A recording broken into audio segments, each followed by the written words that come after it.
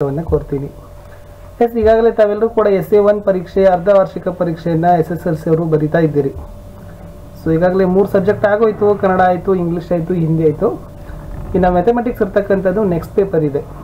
ನಾವು 3 ವಿಷಯಗಳಲ್ಲಿ ಬಹು ನಿರೀಕ್ಷಿತ ಪ್ರಶ್ನೆಗಳ ಸರಣಿಗಳನ್ನು ಹಾಕ್ತಾನೆ ಇದ್ದೀವಿ. ಸೊ ನಾವು ಹಾಕಿರ್ತಕ್ಕಂಥದ್ದು ಕನ್ನಡದಿಂದ 54 ಮಾರ್ಕ್ಸು ಬಂದಿತ್ತು. ನೆಕ್ಸ್ಟ್ ಇಂಗ್ಲೀಷ್ನಲ್ಲಿ ಹಾಕಿದ್ದೀವಿ. ಇಂಗ್ಲೀಷ್ನಲ್ಲಿ ಕಡಿಮೆ ಕ್ವಶನ್ಸ್ ಹಾಕಿದ್ದೀವಿ. ಇಂಗ್ಲೀಷ್ನಲ್ಲಿ 41 ಮಾರ್ಕ್ಸ್ ಬಂದಿತ್ತು. ಹಿಂದಿಯಲ್ಲಿ ಹಾಕಿದ್ದೀವಿ. ಹಿಂದಿಯಲ್ಲಿನೂ ಕೂಡ ತುಂಬಾ ಬಂದಿದ್ದಾವೆ. ಮೋರ್ ದೆನ್ 75 ಮಾರ್ಕ್ಸ್ ಬಂದಿದ್ದಾವೆ. 75ಕ್ಕಿಂತ ಹೆಚ್ಚಿನೇ ಬಂದಿದ್ದಾವೆ. ಓಕೆ, ಸೊ SS ನಲ್ಲಿ ಆಲ್ರೆಡಿ ಅಪ್ಲೋಡನ್ನು ಮಾಡಿದ್ದೀವಿ. ಯಾರು ನೋಡಿಲ್ಲಲ್ಲ ಅವರು ನೋಡಿ. ಇವತ್ತು ಮ್ಯಾಥ್ಸಲ್ಲಿನೂ ಕೂಡ ನಾವು ಹಾಕ್ತಾ ಇದ್ದೀವಿ. ಈ ಮ್ಯಾಥ್ಸ್ದಲ್ಲಿರ್ತಕ್ಕಂಥ ಕ್ವಶನ್ಸ್ಗಳನ್ನು ಕನ್ಸೆಪ್ಟ್ಗಳನ್ನು ತಿಳ್ಕೊಂಡಿದ್ದೆ ಆದರೆ 40 ಮಾರ್ಕ್ಸನ್ನು ತಾವೇನು ಮಾಡ್ತೀರಿ, ಈಸಿಯಾಗಿ ಗಳಿಸ್ತೀರಿ. ಅಬೌವ್ 40ನೇ ಗಳಿಸ್ತೀರಿ. ಬಟ್ ಇವುಗಳನ್ನು ಪ್ರಾಕ್ಟೀಸ್ ಮಾಡ್ಕೊಂಡು ಹೋಗಿ. ಸೊ ಪ್ರಾಕ್ಟೀಸ್ ಮಾಡ್ಕೊಂಡು ಹೋದರೆ ಇದೇ ತರನಾಗಿರ್ತಕ್ಕಂಥ ಪ್ರಶ್ನೆಗಳು ಅಲ್ಲಿ ಪರೀಕ್ಷೆಯಲ್ಲಿ ಬರ್ತವೆ. ಸೊ ವಿಡಿಯೋಗಳನ್ನು ಲೈಕ್ ಮಾಡಿ ಹಾಗೂ ನೀವು ಬಳಸ್ತಕ್ಕಂಥ ಸೋಷಿಯಲ್ ಮೀಡಿಯಾ ಪ್ಲಾಟ್ಫಾರ್ಮಲ್ಲಿ ಶೇರ್ ಮಾಡಿ. ಫಸ್ಟ್ ಟೈಮ್ ಯಾರಾದರೂ ವಿಡಿಯೋ ನೋಡ್ತಿದ್ರೆ ಚಾನಲನ್ನು ಸಬ್ಸ್ಕ್ರೈಬ್ ಜೊತೆಗೆ ಬೆಲ್ ಐಕಾನನ್ನು ಅವಶ್ಯವಾಗಿ ಒತ್ತಿ. ಸೊ ವಿಜ್ಞಾನ ವಿಷಯದಲ್ಲಿ ವಿಡಿಯೋವನ್ನು ಸಹಿತ ಮೋಸ್ಟ್ ಎಕ್ಸ್ಪೆಕ್ಟೆಡ್ ಕ್ವಶನನ್ನು ಲೈನ್ ಅಪ್ ಮಾಡಿದ್ದೀವಿ. ಆ ವಿಡಿಯೋವನ್ನು ಸಹಿತ ತಪ್ಪದೆ ನೋಡಿ. ಟೋಟಲಿ ನಿಮ್ಮೆಲ್ಲ ಎಕ್ಸಾಮ್ ಚೆನ್ನಾಗಿ ಆಗಬೇಕು, ನಿಮ್ಮ ಸ್ಟಡಿಯಲ್ಲಿ ನಮ್ಮ ಚಾನಲ್ನಿಂದ ಸ್ವಲ್ಪ ಹೆಲ್ಪ್ ಆಗಬೇಕು ಅನ್ನೋ ಉದ್ದೇಶದಿಂದ ಸೊ ಈ ಥರ ವಿಡಿಯೋಗಳನ್ನು ಹಾಕ್ತಾ ಇದ್ದೀವಿ. ಸೊ ನೋಡುವ ಯಾವೆಲ್ಲ ಗಣಿತದಲ್ಲಿ ಮೋಸ್ಟ್ ಎಕ್ಸ್ಪೆಕ್ಟೆಡ್ ಬಹು ನಿರೀಕ್ಷಿತ ವೆರಿ ಇಂಪಾರ್ಟೆಂಟ್ ಆಗಿರ್ತಕ್ಕಂಥ ಕ್ವಶನ್ಸ್ ಇದ್ದಾವೆ. ನೀವೆಲ್ಲ ಯಾವೆಲ್ಲ ಕಂಟೆಂಟ್ ಓದ್ಕೊಂಡು ಹೋಗಲೇಬೇಕು ಅನ್ನೋದನ್ನು ಹೇಳಿದ್ದಾರೆ ಅಂತ ನೋಡೋಣ. ವೃತ್ತ ಛೇದಕವನ್ನು ವ್ಯಾಖ್ಯಾನಿಸಿ. ಎಸ್, ವೃತ್ತ ಛೇದಕದ ಅರ್ಥವನ್ನು ತಾವೇನು ಮಾಡ್ಕೊಡ್ರಿ, ಸ್ವಲ್ಪ ಪ್ರಿಪ್ರೇಷನನ್ನು ಮಾಡ್ಕೊಂಡೆ ಹೋಗ್ರಿ. ಮೂಲ ಸಮಾನುಪಾತತೆಯ ಪ್ರಮೇಯ, ನಿರೂಪಣೆ ಮತ್ತು ಸಾಧನೆ. ಸೊ ಇಲ್ಲಿ ಅವ್ರು ಏನು ಹೇಳ್ತಾರಂದ್ರೆ, ಮೂಲ ಸಮಾನುಪಾತ ಪ್ರಮೇಯನ 1 ಮಾರ್ಕ್ಸಿಗೆ ಬರೆಯೋಕ್ಕಾದ್ರೂ ಕೇಳ್ಬೋದು ಅಥವಾ 5 ಮಾರ್ಕ್ಸಿಗೆ ಸಾಧನೆ ಮಾಡೋಕ್ಕಾದ್ರೂ ಕೇಳ್ಬೋದು. ಯಾಕಂದ್ರೆ ಅವರು ಪೈಥಾಗೋರಸ್ ಪ್ರಮೇಯ ಮತ್ತು ಮೂಲ ಸಮಾನುಪಾತತೆಯ ಪ್ರಮೇಯ ಅವೆರಡು 5 ಮಾರ್ಕ್ಸಿಗೆ ಇಟ್ಟಿದ್ದಾರೆ. ಸೊ ಮೂಲ ಸಮಾನುಪಾತತೆಯ ಪ್ರಮೇಯ ಬರ್ತಂದ್ರೆ ಪೈಥಾಗೋರಸ್ ಬರಲ್ಲ. ಸೊ ಪೈಥಾಗೋರಸ್ ಪ್ರಮೇಯ ಬರಲ್ಲ. ಅದು 5 ಮಾರ್ಕ್ಸಿಗೆ ಇಂಪಾರ್ಟೆಂಟ್ ಸಾಧನೆ ಮಾಡಲಿರ್ತಕ್ಕಂಥದ್ದು. ಯೂಕ್ಲಿಡ್ನ ಭಾಗಾಕಾರ ಅನುಪ್ರಮೇಯವನ್ನು ನಿರೂಪಿಸಿ 1 ಮಾರ್ಕ್ಸಿಗೆ ಇರ್ತಕ್ಕಂಥ ಇದು ಕ್ವಶನ್ನು. ಮುಂದಿನ ಪ್ರಶ್ನೆ ಹೇಳಿದ್ದಾರೆ, ಪೈಥಾಗೋರಸ್ ಪ್ರಮೇಯ ನಿರೂಪಣೆ ಸಾಧನೆ. ಎಸ್, 1 ಮಾರ್ಕ್ಸಿಗೆ ನಿರೂಪಣೆ ಕೇಳಬಹುದು ಅಥವಾ 5 ಮಾರ್ಕ್ಸಿಗೆ ಪೈಥಾಗೋರಸ್ ಪ್ರಮೇಯ ಸಾಧನೆಯನ್ನು ಸಹಿತನೂ ಬರ್ಬೋದು. ಪೈಥಾಗೋರಸ್ ವಿಲೋಮ ಪ್ರಮೇಯ ನಿರೂಪಣೆ, ಅದು ಸ್ವಲ್ಪ ಒಂದು ಡೆಫಿನೇಷನ್ ನೋಡ್ಕೊಂಡ ಹೋಗ್ರಿ, 1 ಮಾರ್ಕ್ಸಿಗೆ ಬರ್ತದ. ರೇಖಾತ್ಮಕ ಸಮೀಕರಣಗಳ ಜೋಡಿ ವರ್ಜಿಸುವ ವಿಧಾನ. ಇಲ್ಲಿ ವರ್ಜಿಸುವ ವಿಧಾನ ಆದರೂ ಕೂಡ ಬರಿಬಹುದು ಅಥವಾ ಸೊ ರೇಖಾತ್ಮಕ ಸಮೀಕರಣಗಳ ಜೋಡಿಗಳ ಲೆಕ್ಕಗಳನ್ನು ಸಹಿತ ಬಿಡಿಸೋದನ್ನು ಸಹಿತ ನೀವೇನು ಮಾಡ್ಬೋದು, ಪ್ರಿಪ್ರೇಷನನ್ನು ಮಾಡ್ಕೊಂಡು ಹೋಗ್ಬೋದು. ಎರಡರಲ್ಲಿ ಒಂದು ಕಾನ್ಸೆಪ್ಟ್ ಅಂದ್ರೂ ಇದು 2 ಮಾರ್ಕಿಗೆ ಬಂದೇ ಬರ್ತಕ್ಕಂಥ ಕ್ವಶನ್. ರೇಖಾತ್ಮಕ ಸಮೀಕರಣಗಳ ಜೋಡಿ ಸೊ ಲೆಕ್ಕಗಳನ್ನು ಬಿಡಿಸ್ತಕ್ಕಂಥದ್ದು. ಸಮಾಂತರ ಶ್ರೇಣಿ ಪದ ಸೂತ್ರ ಮೂಲಕ ಕಂಡು ಹಿಡಿಯೋದು. ಸೊ ಇದು ಬಹಳಷ್ಟು ಇದಾವೆ. 2 ಮಾರ್ಕ್ಸಿಗೂ ಬಂದದ, 3 ಮಾರ್ಕ್ಸಿಗೂ ಬಂದದ, 5 ಮಾರ್ಕ್ಸಿಗೂ ಬಂದದ, 4 ಮಾರ್ಕ್ಸಿಗೂ ಕೇಳಿದ್ದಾರೆ.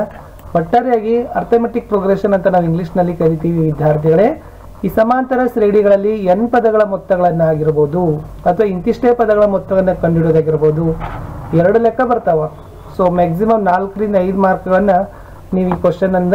ಸೊ ಇದನ್ನು ಸಮಾಂತರ ಶ್ರೇಣಿ n ಪದದ ಒಂದು ಸೂತ್ರದ ಲೆಕ್ಕವನ್ನು ಪ್ರಾಕ್ಟೀಸ್ ಮಾಡ್ಕೊಂಡ ಹೋಗಿ.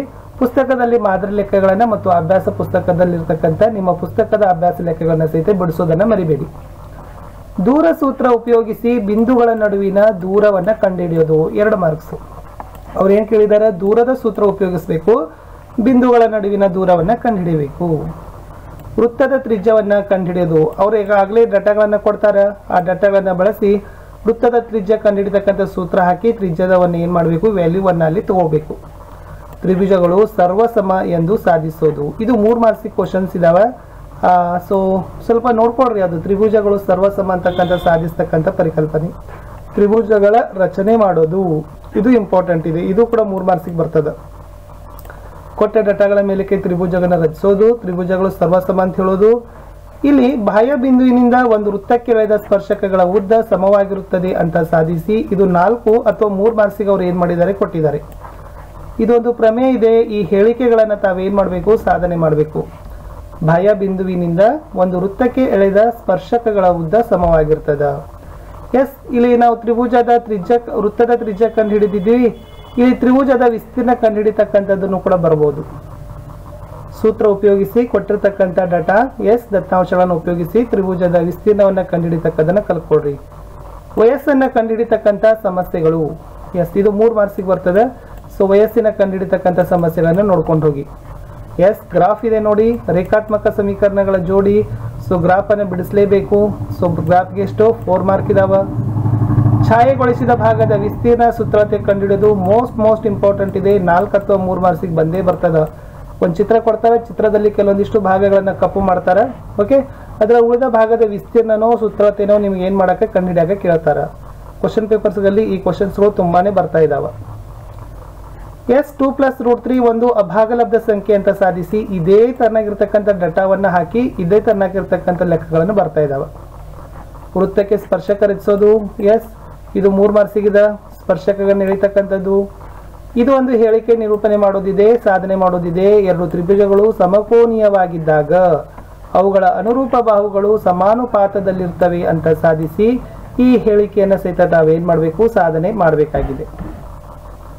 ಇನ್ನೊಂದು ಕೊಟ್ಟಿದ್ದಾರೆ, 2 ಸಮರೂಪ ತ್ರಿಭುಜಗಳ ವಿಸ್ತೀರ್ಣಗಳ ಅನುಪಾತ ಅವುಗಳ ಅನುರೂಪ ಬಾಹುಗಳ ವರ್ಗಗಳ ಅನುಪಾತಕ್ಕೆ ಸಮವಾಗಿರುತ್ತವೆ ಅಂತ ಸಾಧಿಸಿ. ಸೊ ಇಷ್ಟು ನಾವು 20 ಕ್ವಶನ್ಸ್ಗಳನ್ನು ಏನು ಮಾಡಿದ್ದೀವಿ, ಕೊಟ್ಟಿದ್ದೀವಿ.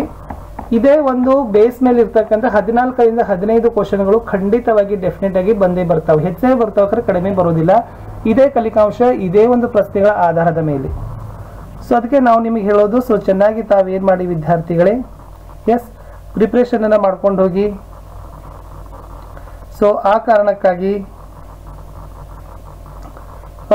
ಎಕ್ಸಾಮಿನೇಷನ್ಸ್ಗಳು ತುಂಬಾ ಸಮೀಪ ಇದ್ದಾವೆ. ಸೊ ದ್ಯಾಟ್ ಪರ್ಪಸ್ ನಾವು ನಿಮ್ಗೆ ಹೇಳೋದು ಇಷ್ಟೇ ವಿದ್ಯಾರ್ಥಿಗಳೇ.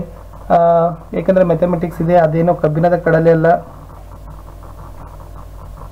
ಸೊ ನಾವು ನಿಮಗೆ ಹೇಳೋದು ಅಷ್ಟೇ, ಕನ್ಸೆಪ್ಟ್ಗಳು ಕ್ಲಿಯರ್ ಆಗಬೇಕು. ಸೊ ಸ್ವಲ್ಪ ಚೆನ್ನಾಗಿ ಕ್ಲಿಯರೆನ್ಸ್ ಆಗಿ ಓದ್ಕೊಂಡು ಹೋಗಿದ್ದೆ ಆದ್ರೆ ಸೊ 40-50 ಅಂಕಗಳು ಇದರ ಮೇಲೇ ಬರ್ತವೆ. ಇದೇ ಬೇಸ್ಗಳ ಮೇಲೆ ಇರ್ತಕ್ಕಂಥ ಪ್ರಶ್ನೆಗಳು. ವಿಜ್ಞಾನ ವಿಷಯದಲ್ಲಿನೂ ಕೂಡ ವಿಡಿಯೋ ಲೈನಪ್ ಮಾಡಿದ್ದೀವಿ, SS-ನಲ್ಲಿ ಲೈನಪ್ ಮಾಡಿದ್ದೀವಿ, ಅದನ್ನು ಸಹಿತ ತಪ್ಪದೆ ನೋಡಿ.